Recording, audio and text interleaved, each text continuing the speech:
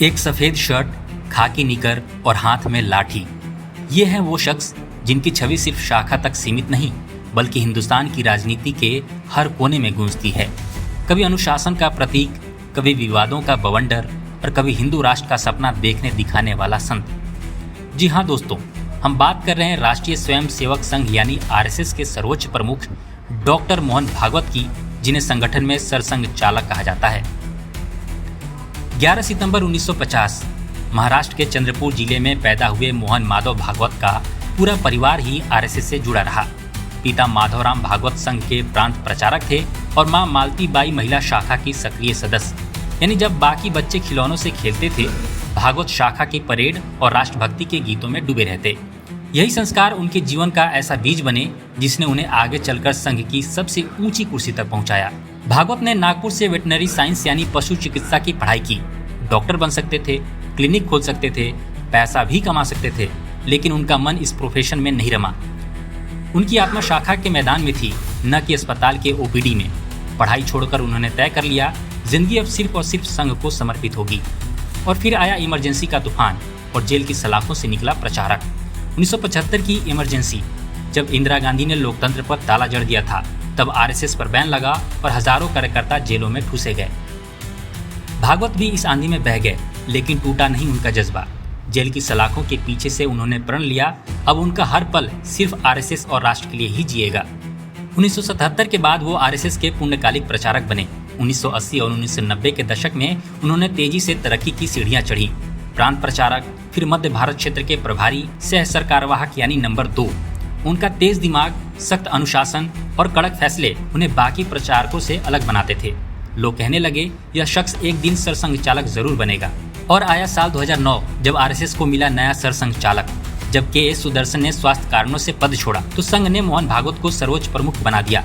Media हैरान, विरोधी परेशान और समर्थक खुश, क्योंकि अब संघ की बागडोर ऐसे हाथों में थी जो न सिर्फ युवा थे बल्कि जिद्दी और दूरदर्शी भी। भागवत हमेशा कहते हैं कि आरएसएस राजनीति से दूर है, लेकिन हकीकत यह है कि भाजपा की हर चाल, हर रणनीति कहीं न कहीं संघ के मुख्यालय नागपुर से होकर गुजरती है।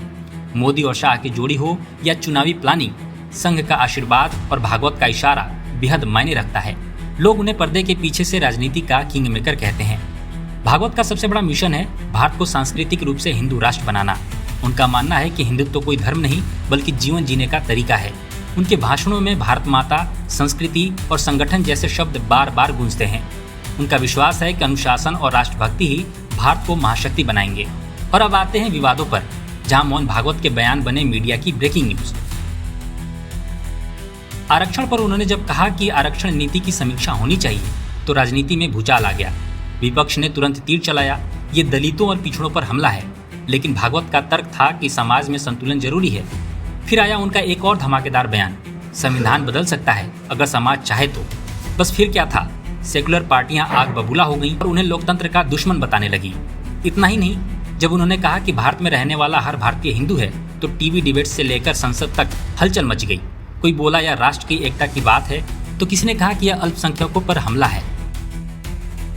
और महिलाओं पर दिया गया उनका बयान, महिला और पुरुष की भूमिकाएं अलग हैं लेकिन सम्मान बराबर है। इस पर भी खूब बवाल हुआ। किसी ने इसे परंपरावादी सोच बताया, तो किसी ने कहा कि यही तो भारतीय संस्कृति का असली आधार है।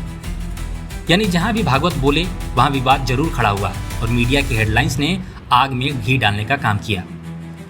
गोरक्षा आंदोलन, जब भागवत का नाम हर मंच पर गूंजा। गाय की रक्षा पर आरएसएस हमेशा मुखर रहा है। भागवत के दौर में गोरक्षा आंदोलन ने जोर पकड़ा और हिंसा की घटनाएं भी बढ़ी। विरोधियों ने कहा यह संघ की देन है, लेकिन भागवत ने साफ किया, गोरक्षा का मतलब हिंसा नहीं बल्कि भारतीय संस्कृति की रक्षा है।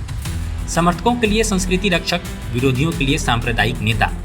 भागवत की छवि हमेशा दो ध्रुवों में रही। एक तरफ लोग उन्हें विनम्र, सादगीपूर्ण और अनुशासित नेता मानते हैं, तो दूसरी तरफ आलोचक उन्हें सांप्रदायिक और कट्टर हिंदुत्ववादी कहते हैं। यही विरोधाभास उन्हें और दिलचस्प बनाता है। मोहन भागवत अविवाहित हैं, साधारण जीवन जीते हैं, शाकाहारी हैं और दिनचर्या सख्त।